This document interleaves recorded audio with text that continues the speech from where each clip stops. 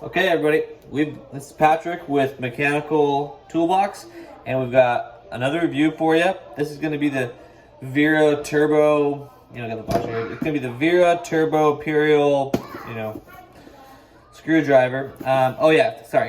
Kraftform Compact Turbo Imperial. It's right there. Now, I've had this for a while. I kept the box just because it's such a nice box. It's kind of like an Apple box. I feel bad getting rid of it.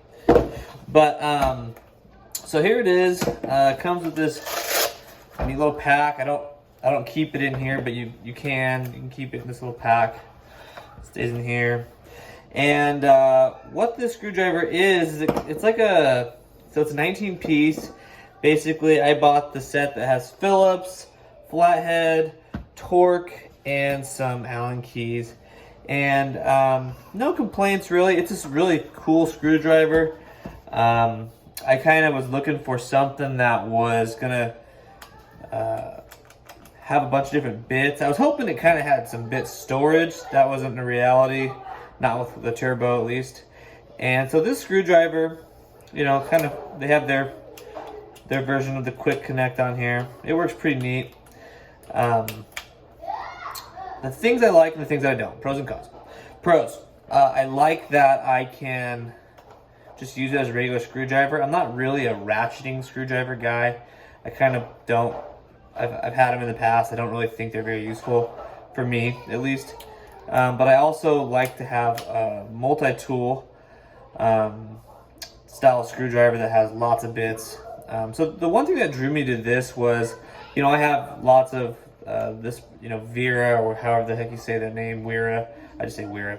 Wera tools. The reason I got this screwdriver was I liked how it had this turbo mode. Now, this turbo mode basically turns this into, let's see here, into kind of for every one turn, this spins 4 times. And it's really not incredibly useful unless you're doing detail work, like for example, if you're like in my world, you're doing a Moen shower valve and it has those real long-winded screws, and you're just trying to get through it to drive that in. And I don't usually like to use a power drill on those, so I do it by hand, so it just takes forever. This makes that go by really quickly. So I do like that. It's not very strong, so if there's any resistance, it really does not have any power to power through a difficult thread.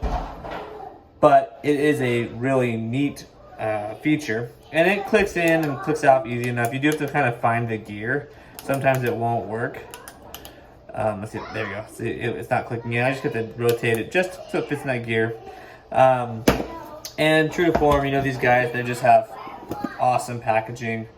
Comes in with, I got this stuff from KC Tools, and just great packaging, super high quality. Feels really good in the hands. Big. It's a relatively large screwdriver.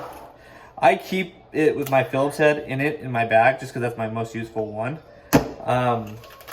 I would recommend to get this kit. I really searched the different versions of it, all the different ones, and to me this is the best one they came out with, and basically it gives you a little bit of everything. Now, my one gripe with this toolkit is the same exact gripe I have with their Allen keys.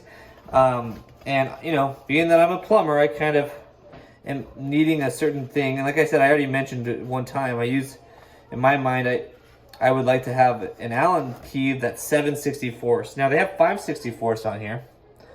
Now, some of these, I'm trying to think if I have, or this is an 1/8, but, there's some of these Allens I never use. Phillips head obviously is all the time. The torques, I'm not going to use a torque a ton. Usually if I'm using a torque, I'm using my drill. But I do like to have an Allen on here. But the problem is that Wera does not give you, on any of their stuff that I found, a 7/64, which is, again, stupid. This is just the way it's important to me, is that's an Allen key that I use all the time. So I have to have a separate Allen key for that. So other than that, the quality is awesome. I'm curious to see what happens if it gets wet or in mud or whatever. I try to keep my tools really nice and clean and dry, but it's inevitable eventually. it's a good one. I would probably, you know, it's hard to say if I'd buy it again. It was a premium price, man. I think it was definitely north of $100. Maybe 120, 30, 40 bucks. I can't exactly remember the price.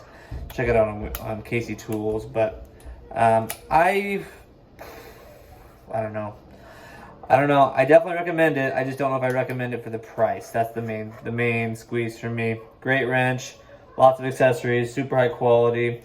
I will say the one gripe, besides that thing right there and this, so I guess there's 3 gripes, is this, and it's bound to happen. Basically, when you use this, I don't know if you can see it, but because there's a gear, this moves separately, right? Well, when you're using it, it just has, I want to hold this tight and see if you can see it. This has slop, so I'm not moving the screwdriver. So to me, that seems pretty sloppy. So we're getting a full, like, I don't know, 1/8 of a turn of just sloppiness, and that really, really annoys me. I don't know if there's any way around it, having that gear. It's kind of giving the devil his due, but that drives me crazy. I don't like that. Just because I feel like a big part of my, you know, my hands only gonna turn a half a turn. So that's my review. Check it out. I'll put a link in the description of it, and they have a bunch of other ones we'll be reviewing here shortly, and we'll see you in the next one.